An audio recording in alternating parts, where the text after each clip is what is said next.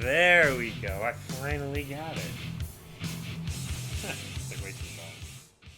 Of every killer in Forsaken, 1x is the one that requires the most amount of effort and finesse. I'd argue that he requires the most skill out of the current roster of killers, and it shows wildly when actually playing against him. A bad 1x will struggle to kill even as one person, even if their strategy is focusing down people one by one or being completely scattershot. However, good 1x players can shut down a match with surprising ease, but unlike other killers, people are more likely to acknowledge just how fast a 1x finishes a round.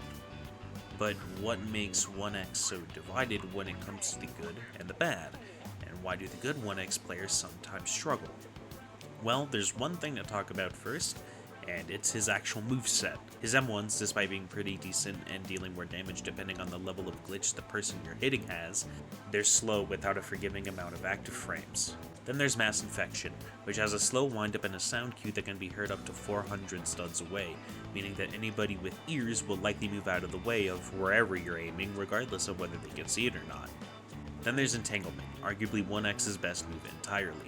A quick moving projectile with a small hitbox and respectable startup. When hitting a player, it will lock them in place, put 5 pop-ups on their screen that they have to click to get rid of, and give them helpless 1 for 10 seconds.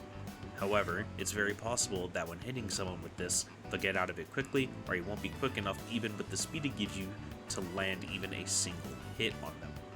Then there's Rejuvenate the Rotten.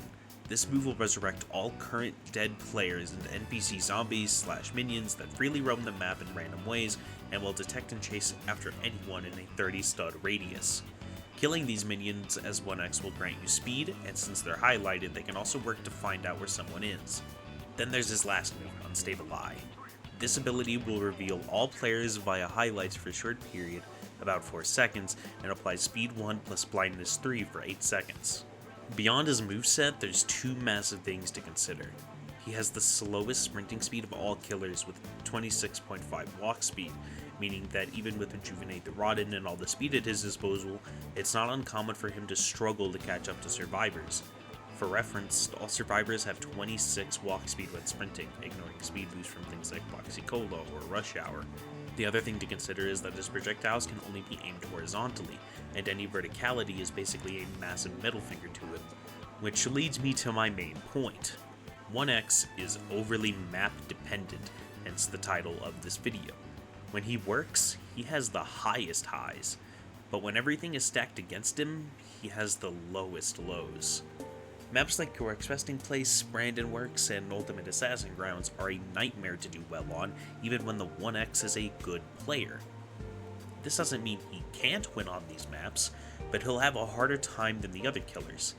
This means that, ideally, you'd want to play 1x on Horror Hotel and Planet Voss. However, my favorite map to play 1x on is honestly Glass Houses, which I think is a sort of middle ground, not just for 1x, but for every killer and survivor. Man, I love Glass Houses. Let's talk about his stats. He's rated the difficulty of 5 stars, he has a health pool of 1,100, his regular walk speed is 7, and his sprinting speed is 26.5 as mentioned before. And like every other killer, he's stuck with 110 stamina.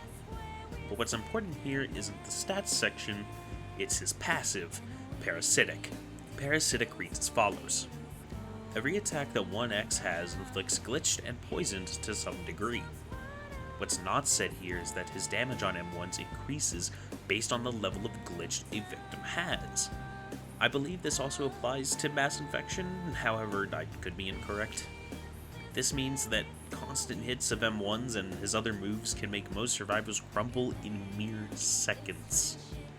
Now let's move on to the general game plan for every move in his kit, starting with... This is Mass Infection. Mass Infection is usually going to be your highest damaging move, but it has to be used smartly. Due to slow windup and a practically global sound cue, most people will be wise as to dodge it. However, you should still try and use it from distance, and especially at the start of a round, as it can hit people distracted by generators or people simply standing still emoting or something quite easily. It can also be worth using close quarters, as it has a respectably large hitbox and it just might need some prediction. Plus, if someone gets hit by it close range, they can take an influx of damage up to 63, meaning that if someone mistimes their stun or does it prematurely, they can be easily punished. Mass Infection also boasts a quite short cooldown of 14 seconds, meaning that misusing it or getting stunned during its windup or end lag won't be the biggest loss in the world. Feel my entanglement. Entanglement instead boasts an 18-second cooldown, however it is still worth using constantly since 18 seconds can be spent instead doing other moves or finishing someone off.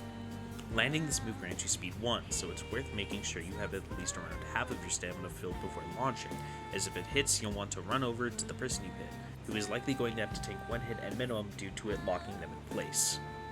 This will likely be your main source of starting to apply damage. I cast Necromancy. Rise. Rejuvenate the Ronin is most commonly very underutilized, even by decent 1x players.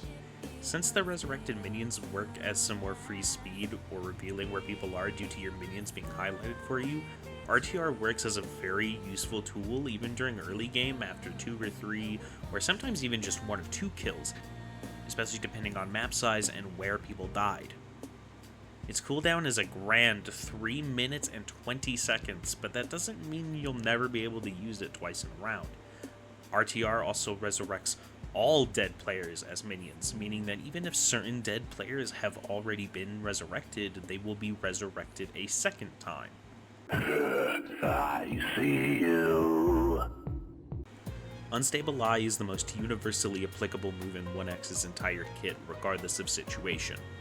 Being able to see where everyone on the map is an insanely powerful ability, especially during Last Man Standing where survivors like Noob or 007 and 7 will be using their moves that grant them undetectable, meaning that you can simply wait out the undetectable time and reveal them for yourself anyways. You should be using it at most opportunities, if not every opportunity, especially since it grants you some free speed for a short time. My name is 1x. Yeah. To close out, the game plan for 1x is to constantly apply pressure with short cooldowns and plenty of avenues to gain speed. In the right hands and on the right maps, he's the scariest killer to face. So get out there and kill everybody with no mercy, as an amalgamation of a certain man's hatred. Thanks for watching, stay well, stay safe, and goodbye.